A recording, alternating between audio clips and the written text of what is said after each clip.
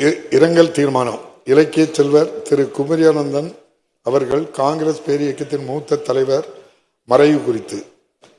காங்கிரஸ் பேரியக்கத்தின் மூத்த தலைவரும் தமிழ்நாடு சட்டமன்ற பேரவையின் முன்னாள் உறுப்பினருமான திரு குமரியானந்தன் அவர்கள் இன்று 9/4/2025 அதிகாலை மறைவுற்ற செய்தி அறிந்து இப்பேரவை அதிர்ச்சியும் ஆற்றொண்ணா துயரமும் கொள்கிறது. இலக்கிய செல்வர் என்று அழைக்கப்படும் திரு குமரியானந்தன் அவர்கள் கன்னியாகுமரி மாவட்டத்தில் பிறந்து பெருந்தலைவர் காமராசரின் அடியொற்றி காங்கிரஸ் பேரியக்கத்துக்காக தன்னை ஒப்படைத்துக் கொண்டவர்.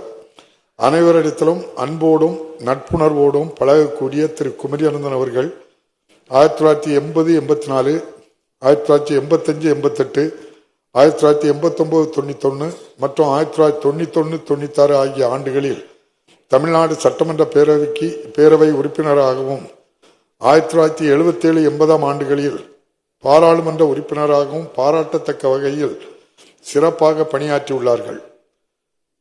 நாடாளுமன்றத்தில் தமிழில் பேசுவதற்கான உரிமையை நிலைநாட்டிய காரணத்தினால் மாண்புமிகு மறைந்த முதலமைச்சராக இருந்த தலைவர் கலைஞர் அவர்கள் தனிமரம் தோப்பாகாது என்ற பழமொழியை மாற்றி அமைத்து விட்டார் என இவருக்கு புகழாரம் சூட்டினார். தமிழ்நாட்டிற்கும் தமிழினத்தின் வளர்ச்சிக்கும் பங்காற்றியதற்காக இவருக்கு தமிழ்நாடு அரசால் 2024 ஆண்டு தகைசால் விருது மாண்புமிகு இன்றைய தமிழ்நாடு முதலமைச்சர் அவர்களால் வழங்கப்பட்டு கௌரவிக்கப்பட்டது. அன்னாரது மறைவால் அவரை இழந்து வாடும் மாண்புமிகு தமிழிசை சவுந்தரராஜன் அவர்கள் உள்ளிட்ட அவருடைய குடும்பத்திற்கும் இந்திய தேசிய காங்கிரஸ் கட்சியைச் சேர்ந்தவர்களின் உள்ளிட்ட அனைவருக்கும் இப்பேரவை தனது ஆழ்ந்த இரங்கலையும் அனுதாபத்தினையும் தெரிவித்துக் கொள்கிறது.